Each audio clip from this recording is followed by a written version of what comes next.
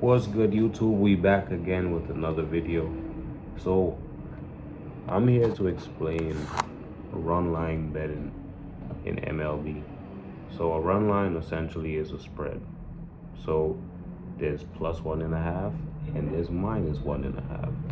So the best way I could explain it is this. So the plus 1.5 runs for my new bettors. Essentially, you are saying you're betting on the underdog to win the game outright or lose by 1 run. Once again, you're betting on the underdog to win the game outright or lose by 1 run. So an example of this would be a score of 2-1, 3-4, 3-2, and so on. Now, if they win the game outright, no matter what the score is, you get the money, right? Because remember, they have to win the game outright or lose by 1 run. So now, to explain the minus 1.5. The minus 1.5 is, think about the minus 1.5 like a blowout game. So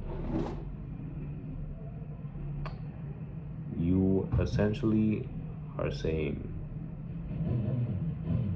you're betting on the favorite team to win by 2 runs or more. So an example of that, a score of 3-1, 6-3, so on and so forth. It has to be a margin of 2. So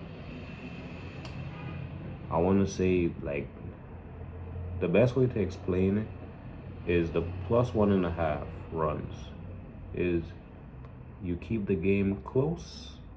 The minus 1.5 is there's a gap between the score, right? The gap has to be 2.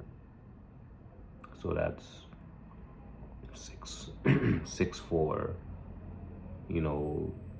scores like 5-3, stuff like that. They have to win by 2 runs or more. And the best way to bet plus 1.5 is live betting. The game is close. You see the game close. It's bottom of the 9th and it's 5-4.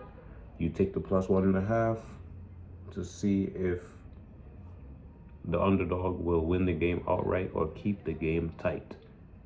Now the minus 1.5 is best to bet it pre-game, like I said, because that's when it's plus money, right? So when you bet the minus 1.5, essentially, like I said before, they have to win by 2 or more runs. So that's basically it. And I wish that when I first started to bet on baseball, I wish that I understood this more. But now that I've gained this knowledge, I say, why not spread it to my viewers? So bet responsibly and put in the comment section below any video ideas you want me to talk about, so on and so forth.